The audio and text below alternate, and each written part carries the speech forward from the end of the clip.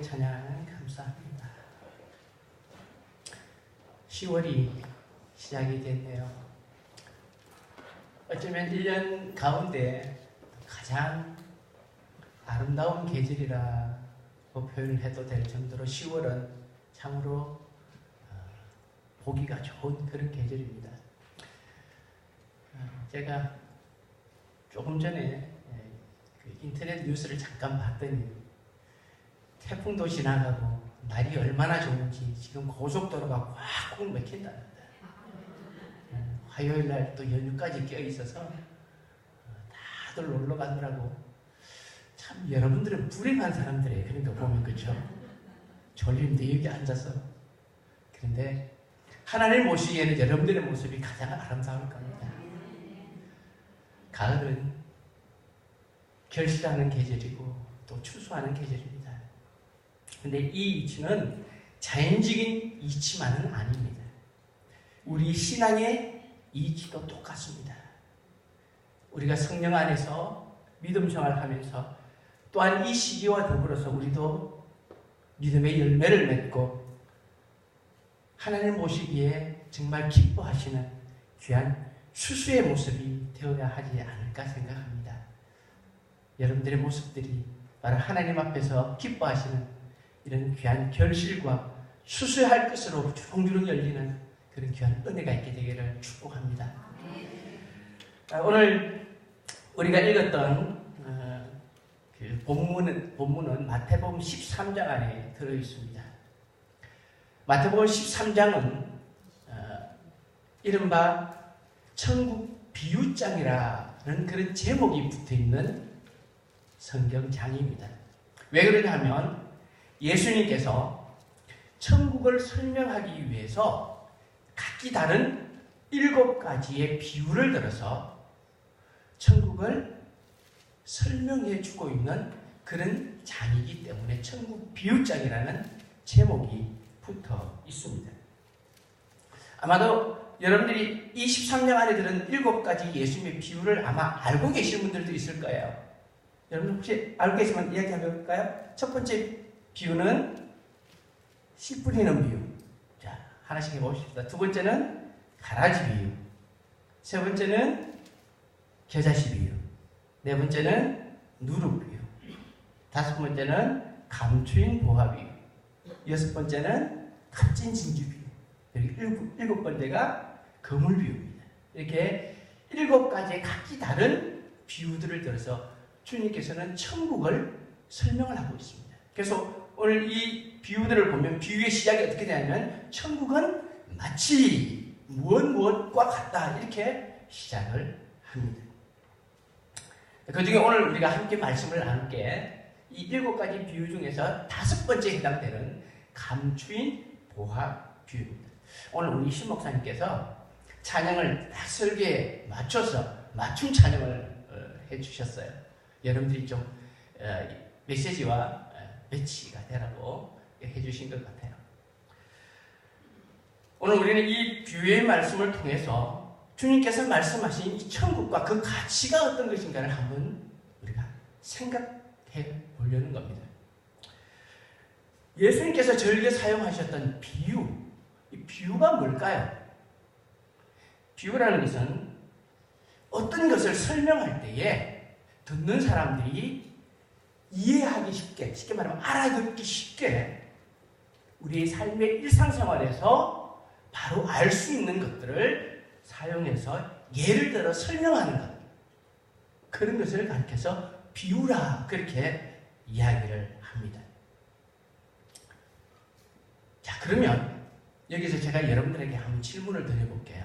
우리가 지금 마태복음 13장에 있는 여러 가지 천국에 대한 비유들을 우리가 쭉 읽고 있는데 여러분들이 이 비유장을 읽어보니까 이해가 잘 되는가요? 비유가 잘 이해가 되십니까? 사실 우리는 이해가 잘 안 돼요. 예수님께서 비유를 들어서 지금 설명을 하셨는데 듣는 청중들이 이해하기 쉬우라고 말씀을 하셨는데 사실 우리는 지금 읽으면 이게 무슨 얘기지? 이게 천국과 무슨 관계가 있지? 라고 생각할 수도 있다는 겁니다. 지금 예수님의 말씀을 듣고 있는 사람들은요, 많이 배운 율법학자들, 서기관들, 뭐 이런 사람들이 아니에요. 예수님을 따라다니면서 말씀을 듣는 사람들은 대부분 뭐 이제 중심에는 제자들이 있겠죠. 그런데 사실 제자들도 많이 배운 사람들 아니잖아요. 그리고 일반인들, 그리고 여자들, 아이들, 그런 사람들이 예수님을 따라다니면서 주님께서 말씀하시는 그런 말씀들을 들었어요. 그러니까 어렵게 설명하면 잘 모른다고. 예수님께서 그들이 잘 이해하기 쉽게 그들의 일상생활에서 알고 있는 것들을 가지고 설명을 해주시는 거예요. 천국도 그렇게 지금 설명을 하고 계세요. 그런데 우리는 잘 못 알아들어요. 이걸 뒤집어 말하면 이 비유를 설명을 듣고 있는 그 사람들은 예수님께서 말씀하시는 것을 알아듣는다, 못 알아듣는다? 알아듣고 있는 거예요. 근데 우리는 잘 몰라요. 왜 그럴까요? 그것은 우리가 어리석어서 그런 게 아니고 지리적 상황이나 역사적 정황이 다르기 때문에 그래요. 이게 무슨 얘기냐면 오늘 이 말씀을 2000년 전에 어디서? 팔레스타인이라는 그 지역에 대한 배경을 갖고 예수님께서 그 당시의 사람들에게 비유를 들고 있는 거예요. 그러니까 2000년 후에 지금 대한민국에서 살고 있는 우리들이 이 말씀 들으면 상황이 달라요. 삶의 정황이 달라요. 그래서 잘 이해가 안 되는 거예요. 그래서 오늘 이 말씀을 간단한 한 절의 말씀이지만은 주님께서 말씀하신 천국과 이 가치에 대한 게 무언가를 알기 위해서 우리가 한번 그 당시로 여행을 한번 해보면 좋겠어요. 2000년 전 팔레스타인 지역으로 한번 여행을 한번 떠나보자고요. 자, 우리 여러분들 스크린에 뭐가 하나 뜰 겁니다. 떴나요? 뭐죠? 예, 건동의 고대 건동 지도입니다. 자, 여러분들 잘 보세요. 보시면 오늘날 우리가 지중해라고 했지만 성경에는 대해라고 나와요. 그게 이제 지중해를 의미하는데 팔레스타인이라는 그 지역은 바로 지중해 동쪽을 끼고 쭉 길게 이어져 있는 땅을 팔레스타인이라고 합니다. 지금이 이스라엘이죠. 이스라엘과 그 여러 이제 레바논과 이런 나라들이 있는 그 지역들이에요. 그런데 이 지역이 왜 중요하냐면 위쪽으로 북쪽으로 올라가면 북쪽에서 동쪽으로 가면 아시아 지역으로 가고 북쪽에서 서쪽으로 가면 유럽으로 들어가는 길이에요. 그리고 남쪽 아래쪽으로 내려오면 애굽이라는 이집트라는 나라를 통해서 아프리카로 들어가는 거예요. 그러니까 3개 대륙을 이어주는 교량이 뭐죠? 다리 역할을 하는 거예요. 지금이야 우리가 뭐 가려고 하면 비행기 슝 타고 가면 되지만 이때 당시에는 이동을 하려면 다 어디 봐야 돼요? 육로를 통해서 땅을 통해서 다녀야 되는 거예요. 걸어가든지 아니면 낙타나 말이나 뭐 낙이나 이런 것들 데리고 걸어서 다니는 거예요. 그래서 이 길은 아주 옛날부터 어느 지역으로 가든지 그 지역으로 가려면 아프리카 지역이든지 아시아 지역이든지 유럽 지역이든지 그 길을 지나가려면 이 땅을 통과해야만 되는, 이 길을 건너야만 되는 그런 위치에 놓여져 있어요. 자, 그러다 보니까 이 지역들을 이렇게 다니는 사람들이 제일 어떤 사람들이 많았냐면 장사하는 사람들, 즉 나라와 나라 사이에 다니면서 장사하는 무역인들, 이런 사람들이 가장 많이 이 지역을 다녀요. 자, 지도 하나 넘겨주시면 똑같은 지도인데 무역로라고 나오죠. 거기 이제 상인들이 지나다니는 길이 나와요. 그게 이제 무역로라고 그러는데 옛날에는 다 이렇게 이 땅을 통해서 낙타 끌고 말 끌고 그렇게 장사하러 다녔단 말이에요. 근데 꼭 팔레스타인 이 지역을 거쳐가야 되기 때문에 여러분들 걸어서 가면 하루 이틀 만에 못 가잖아요. 며칠씩 걸어야 되고 또 거기서 잠도 자야 되고 음식도 먹어야 되고 이래요. 그러면 뭐가 번성하겠어요? 상점들이 번성하고 번화가들 시장들이 생기는 거예요. 그래서 이 팔레스타인 지역에는 이런 일들 때문에 아주 이런 것을 통해서 부를 축적한 부유한 사람들이 예쁘다 참 많았어요. 자, 그런데 더불어서 이 지역은 또 어떤 지역이냐? 대륙을 이어주는 그런 위치에 있다 보니 전쟁이 아주 많았던 지역이에요. 고대로부터 우리가 잘 아는 성경에 나오는 애굽, 강대국이죠. 이 애굽이 땅을 넓히려면 팔레스타인 지역으로 나와야 돼요. 그래야 제국을 결성할 수가 있어요. 뿐만 아니죠. 우리가 잘 아는 아수르, 북쪽 오늘 아침에 목사님 설교하실 때 그랬지만 북쪽 이스라엘을 멸망시킨 아수르가 대제국을 형성하기 위해서도 이 땅을 차지해야만 했어요. 그리고 아수르에 이어서 또 남쪽 유다를 멸망시키던 바벨론 제국도 이 지역을 점령해야 돼요. 나중에 바벨론을 또 멸망시키던 메데바사, 페르시아 제국도 이 지역을 점령하고 나중에는 헬라 제국, 로마 제국까지 다 이 지역을 두고 전쟁을 굉장히 심하게 했어요. 그만큼 요충제, 상업이 번성하였던 지역이기도 하지만 전쟁도 많았던 지역이에요. 그런데 대제국의 전장만이 아니죠. 성경에 보면 자기들 그 조그마한 팔레스타인 나라 안에서도 전쟁이 얼마나 많은지 몰라요. 이스라엘이 그죠? 모압과 싸우고 암몬과 싸우고 또 에돔과 싸우고 아람과 싸우고 자기들끼리도 전쟁이 무진장 많았던 지역이 이 지역이에요. 자, 우리가 보통 사람이 같은 일을 반복해서 경험하면 뭔가가 생기는 게 있어요. 뭐가 생기죠? 흔히 우리 하는 말은 요령이 생겨요. 요령. 우리도 전쟁을 한번 우리나라도 겪은 적이 있지만 한 번이 아니고 여러 차례 이런 전쟁을 겪으면 전쟁을 피해 다니는 군인들이 나가 싸우지만 일반 백성들은 전쟁을 피해 다니는 요령이 생겨요. 영어로 말하면 노하우. 요령이 생기는 거예요. 자, 거기다 조금 전에 말씀드렸듯이 무역하는 사람들이 장사하는 사람들이 왔다 갔다 하는 지역이기 때문에 소식통이 빨라요. 어느 대륙에서 오든지 이 지역을 지나가면서 야 어디 갔더니 야 전쟁을 할 거지 무슨 뭘 준비하다 이런 소식들이 막 들려오는 거예요.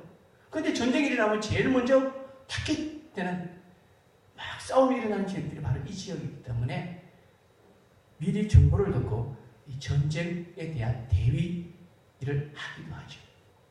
사실 가난한 사람들은 전쟁 나가야 별 거 없어요. 왜요?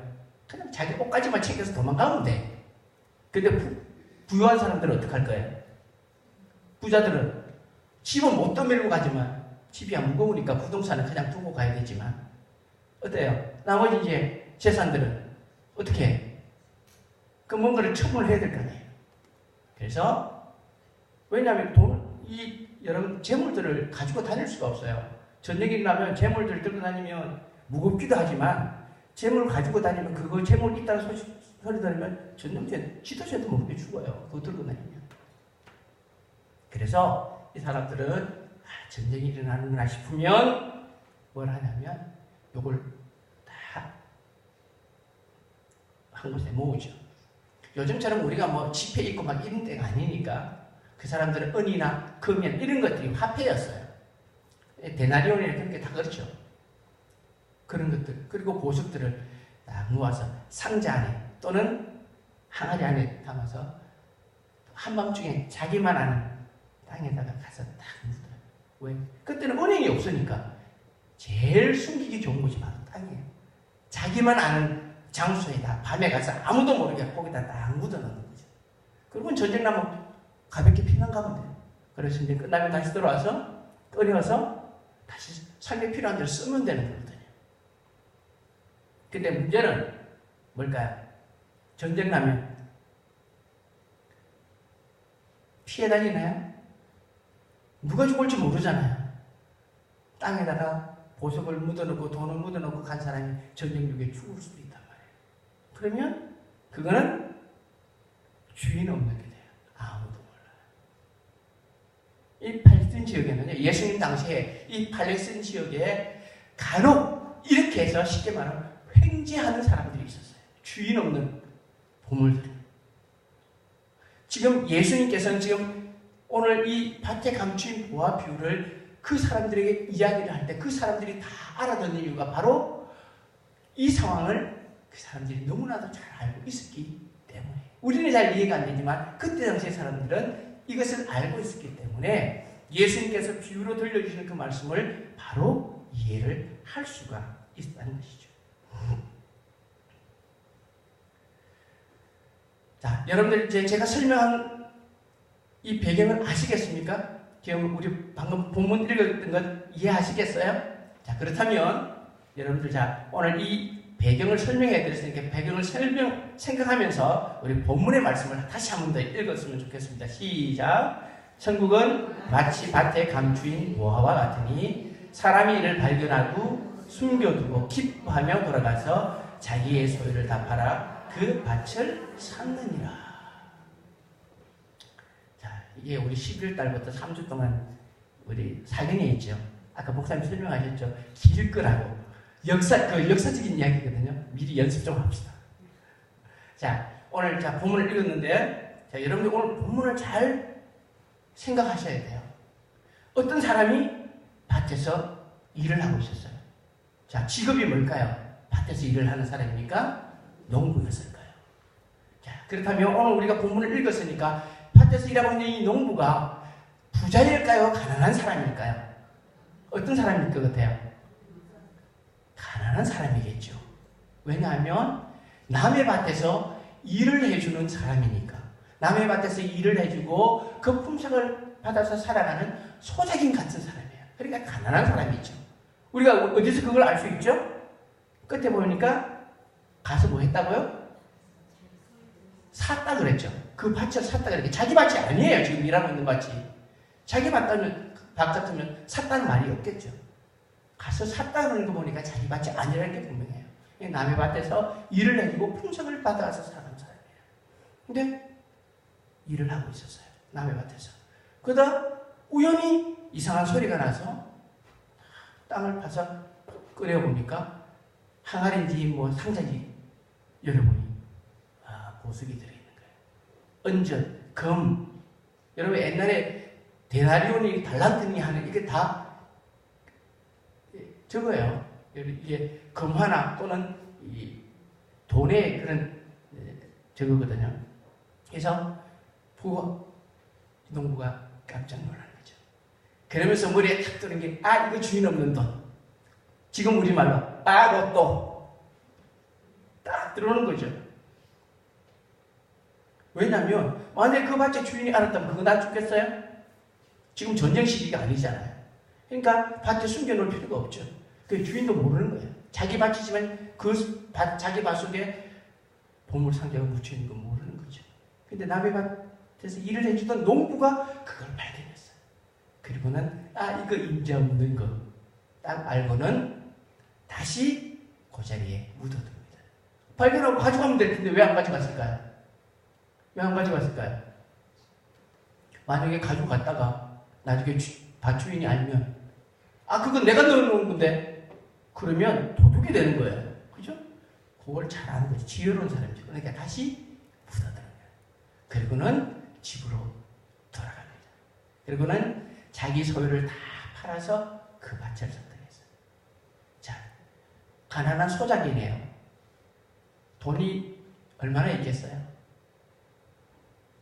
없을 거예요. 어쩌면 자기한테 있는 나머지 돈들 다 털어서 집도 팔았을 것이고, 아까 우리 찬양할 때 보니까 밭도 팔고, 냉장고도, 그 당시에 냉장고 없고, 이 사람 밭 있으면 자기 밭 일하지 남의 밭 일 하겠어요? 집은 팔았을 거예요. 그리고는 어떻게든 밭을 살 수 있는 돈을 부족하면 어쩌면 빌려줄 수도 있을 것이고, 그리고 그 돈을 마련해서 밭 주인에게 가서 내가 저 밭을 사고 싶은데 나에게 파시오. 라고는 넉넉하게 돈을 지불했을 거예요. 그리고는 자기 것으로 등기 이전을 마친 거예요. 그리고는 돌아가서 그 밭에 감추인 보화를 자기 것으로. 이제는 법적으로 하자가 없는 거죠. 이제 내 밭이 있어. 내가 보석을 가져가는 거니까. 만약에 밭주인이 그걸 알았다면 팔았겠어요? 안 팔았죠.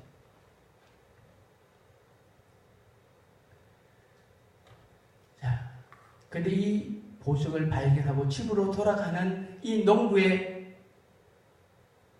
표정이 어때요? 표정이 어떻게? 자, 여러분들 성경을 잘 읽으셔야 돼요. 성경을 잘 보셔야 돼요. 표정이 어때요? 기뻐했다 그랬죠. 근데 여러분들 이건 우리가 그냥 기뻐하며라고 기록되어 있지만 단순한 기쁨이 아니에요. 말 그대로 심장이 터질 듯한 기쁨이에요, 지금 이거. 여러분들, 저나 여러분들이나 뭐 로또 안 맞아봤으니까 모르겠지만, 만약에 로또 1등을 맞았다고 해봅시다. 여러분들 기분이 어떨 것 같아요? 그냥, 이러고 말 거예요? 속이 터질 거예요. 그리고 지금 이 사람 묻어놓고 집으로 돌아가면, 기쁨을 표현할 수 없을 텐데, 사실, 나 보석 발견했다. 그럴 수는 없잖아요. 그러니까 지금 말은 못하고, 기쁘기는 기쁘고, 그럼에도 불구하고 얼굴에서는 그 기쁨이 아마 표출이 되었을 거란 말이에요. 남들이 보면 저 돌았나 이상하다 라고 생각했을 정도로 기쁨을 감추고 갔을지도 몰라요. 정황이 그런 거예요. 여러분, 이 농부가 그 자기의 소유를 다 팔아서 그 밭을 산 이유가 뭐예요? 밭이 필요했어요? 아니죠. 밭 속에 감추인 보석, 보화, 그걸 알기 때문에, 그건 이 밭보다도 더 가치 있다는 것을 알기 때문에 밭을 산 거예요. 이 사람이 자기의 모든 것을 다 팔아서 밭을 산 이유는 밭에 관심 있는 게 아니라 밭 속에 감춰져 있는 바로 보석 상자에 관심이 있었던 거예요. 이 땅에 살아가는 많은 사람들은 삶을 살면서 우리에게도 몇 번의 기회가, 인생을 살아가면 몇 번의 기회가 주어진다고 말을 합니다. 저나 여러분들이나 아니 이 땅의 모든 사람들은 사실 이 세상의 밭이라는 공간 속에서 살아가는 존재들입니다. 우리가 살아가는 이 세상이 바로 밭이라는 거예요. 그리고 우리에게 주어진 이 밭을 일구어가는 사람은 농부가 바로 우리들입니다. 우리들에게도 어쩌면 이 밭을 인생을 일구어 가면서 발견되는 보석과 같은 이런 것들을 맞을 기회가 있을 겁니다. 근데 그 무언가를 발견했을 때, 그 발견한 것이, 이거 정말 엄청난 가치 있는 것이구나 라고 깨닫는 사람이 있는 반면에 그렇지 못한 사람이 있다는 것이죠. 만약에 그 발견한 그 무언가가 저거 정말 엄청난 거구나 라고 그 가치를 아는 사람은 소유하게 될 것이지만 가치를 모르는 사람은 그냥 무관심하고 버리게 되겠죠. 그런데 그 결과는 엄청난 겁니다. 세상의 밭 속에 감춘 보화, 그게 뭘까요? 무엇을 말하는 것일까요? 예수님께서 이 비유를 통해서 그 밭 속에 감춘 보화가 뭐라는 것을 말씀하시는 걸까요? 바로 그것은 다름 아닌 생명이시고 진리이신 예수 그리스도 자신을 가지고 있는 것입니다.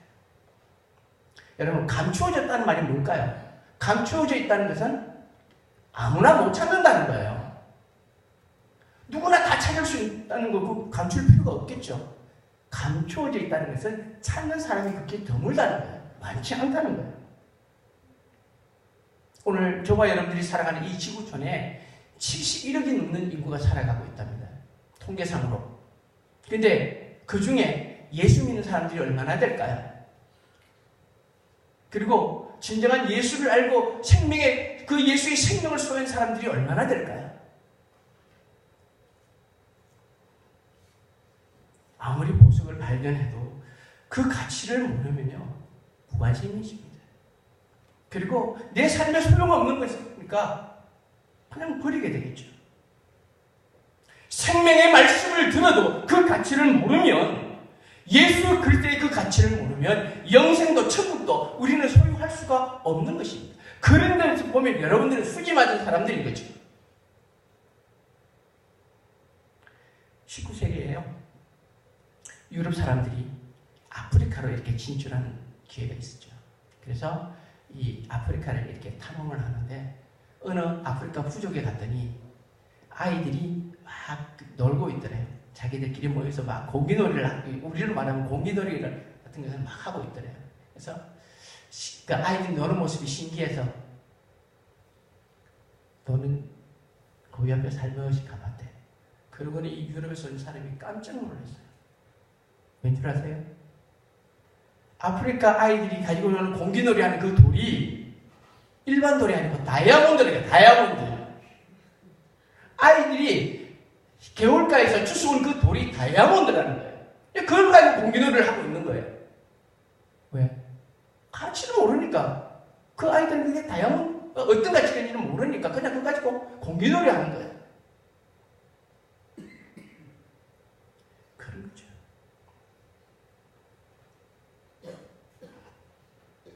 지난주에 여러분들 추석 보내셨잖아요. 추석에 우리 손자, 손녀들, 아이들 오면 여러분들이 용돈 한 푼씩 주시죠. 한 30살 아이들 있을 때는 할머니, 할아버지 1,000원짜리하고 10,000원짜리 딱 내주면 아이들 어느 거 주워갈 것 같아요? 1,000원짜리 얼른 주워갑니다. 왜요? 10,000원짜리 가치를 모르니까. 그런데 7살 이후만 딱 되면 어느 거 주워가요? 대박 10,000원짜리 주워가요. 왜? 10,000원짜리 가치를 아니까. 그런 거죠. 아무리 좋은 것을 보여주고 내주어도 가치를 모르면 그 가치를 내팽개치는 거예요. 그러나 그 모습을 발견하고 그 가치를 아는 사람은 기쁨이 충만한 거죠. 밭에서 보석성기를 발견하고 그 가치를 안 이 농부는 집으로 돌아가면서 그것 때문에 얼마나 기쁜지 몰라요. 우리가 처음 예수님을 만나고 알게 되고 예수님에 대한 그 가치를 우리가 알았을 때 우리 속에 솟아오르는 게 뭐예요? 기쁨이에요. 기쁨. 그 기쁨 속에 주께서 우리에게 주시는 그 평안을 우리가 누리며 살잖아요.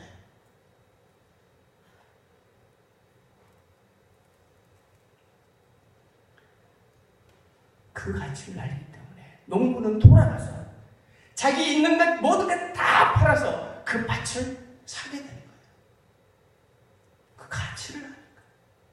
천국이라는 것이 예수 그리스도라는 게 바로 그런 가치를 소유하고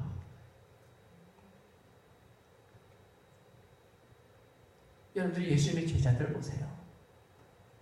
예수님의 제자들, 예수님을 따라다녔다는 말할 것도 없고 예수님이 죽으시고 부활하신 이후에도 성천을 앞둔 예수님을 만나서 제자들이 하는 말이 선생님, 주님, 이스라엘 나라를 회복할 때가 지금입니까? 그렇게 말하고 있어요. 예수님이 죽으시고 부활하신 이후에도 제자들은 아직도 세상 나라에 대해서 관심을 갖고 있어요. 그런데 예수님께서 뭐라고 말씀하시죠? 그건 너희 알 바가 아니고 성령이 임해서 능력이 임하면 뭐하라고? 땅 끝까지 이르러 내 복음의 증인이 되라. 그게 무슨 말이죠? 하나님 나라의 확정을 위해서 애쓰달라는 말이에요. 가치관이 달라져라는 말이죠. 과연 제자들이 그랬어요. 예수님이 성천하신 뒤에 그들이 함께 모여서 기도할 때 성령이 임하시고 성령의 능력을 경험한 이후에 그들은 그동안 그들이 바라고 왔던 세상의 모든 가치를 버리고 하나님 나라와 복음을 위해서 자기의 생명까지도 버리는 그런 믿음의 사람들로 살게 된 것입니다. 이 천국의 가치를 누구보다 더 잘 알았던 사람이 바로 사도 바울이에요. 여러분 사도 바울 고백을 보시죠. 빌립보서 3장 7절과 8절 말씀에 보면 사도 바울이 이렇게 고백하죠. 여러분들 위에 말씀 떴습니까? 안 떴어요? 우리 말씀 함께 읽어보시죠. 시작. 그러나 무엇이든지 내게 유익하던 것을 내가 그리스도를 위하여 다 해로 여길 뿐더러 또한 모든 것을 해로 여김은 내 주 그리스도 예수를 아는 지식이 가장 고상하기 때문이라. 내가 그를 위하여 모든 것을 잃어버리고 배설물로 여김은 그리스도를 얻고. 사도 바울의 고백이에요.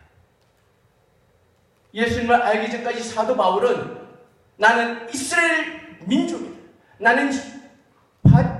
나는 베냐민 지파다.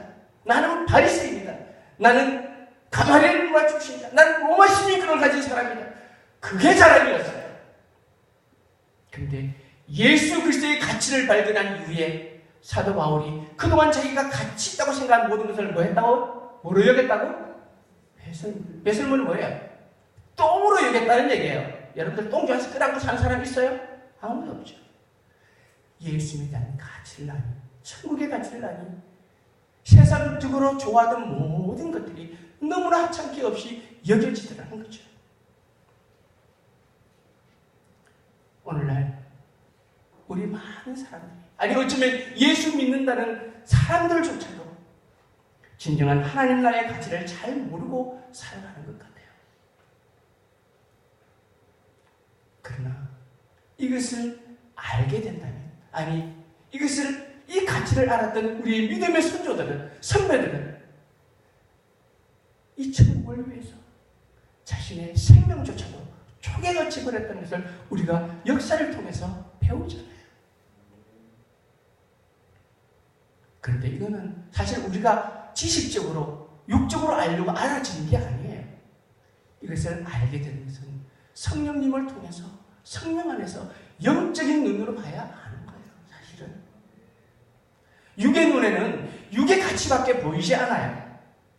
그러나 성령 하나님을 통해서 진정한 하나님의 가치를 알게 되면 우리는 그 어떤 값으로 계산할 수 없는 최고의 것을 소유하게 되는 복의 주인공들이 된다는 사실입니다. 그리고 그것을 소유하고 있다는 것에 기쁨이 충만하게 되는 것입니다. 예수 믿는 모든 사람들의 궁극적인 목적이 어디예요? 천국이죠. 천당이에요. 천당, 우리 흔히 하는 말로. 우리 예수 믿고 마지막 가야 할 곳이 천국이잖아요. 그런데 예수님께서 오셔서, 야, 네가 그토록 주문한 천국 가자 라고 하면, 아이고 주님, 저 몇 년을 좀 더 살고, 대부분 반응이 그래. 왜요? 왜 그럴까요? 우리가 천국을 알긴 하지만 천국에 대한 가치를 희미하게 하기 때문에 그래요. 진정한 그 가치를 모르기 때문에 조금 더 있다가 갈게요. 그러는 거죠. 요즘 대한민국 그리스도인들의 신앙 상태를 설명하는 한마디의 말이 있어요. 죄송한 표현인데 한번 들어보세요. 만약에 공감이 되시면 고개를 한번 끄덕 해보세요. 요즘 대한민국 그리스도인들의 신앙 상태.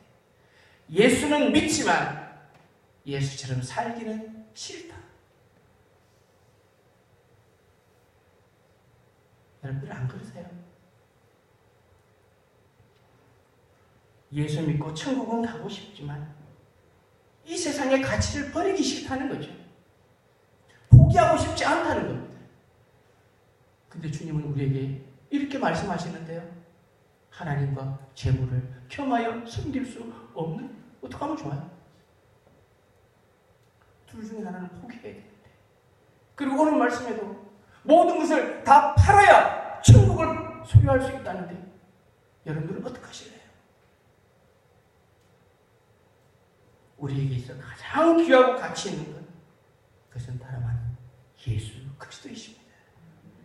그분이 우리의 생명이요 기쁨이요 이 세상 최고의 가치라는 사실을 우리는 꼭 기억해야 합니다.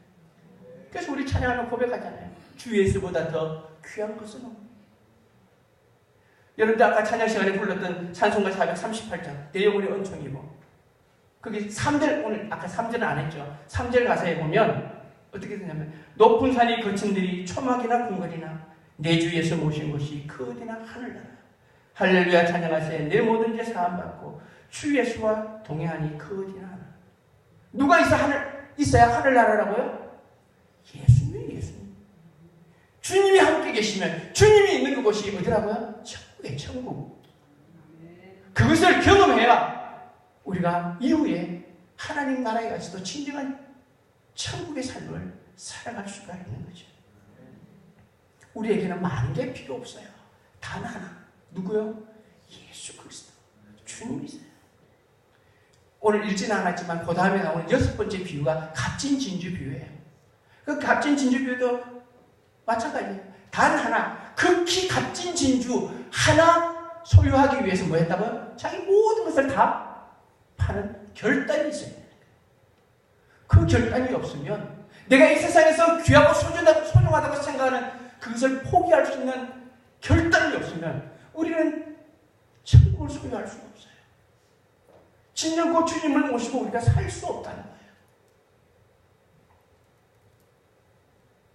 예수님께서 이 비유들을 말씀하시면서 우리에게 뭐라고 말씀하시냐면 귀 있는 자는 들으라, 그렇게 말씀하세요.